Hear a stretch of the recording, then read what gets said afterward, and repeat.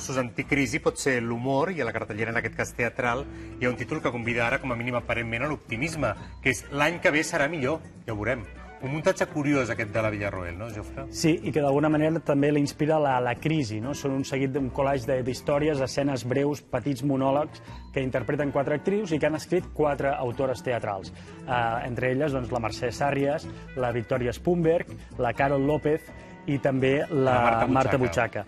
Qui ho dirigeix és la Mercè Vilagodoy, una col·laboradora habitual de la Carol López, i a més ens serveix per descobrir a 4 actrius que són les que esteu veient, la Neus Bernaus, l'Alba Florejacs, la Mireia Pàmies i la Vanessa Segura.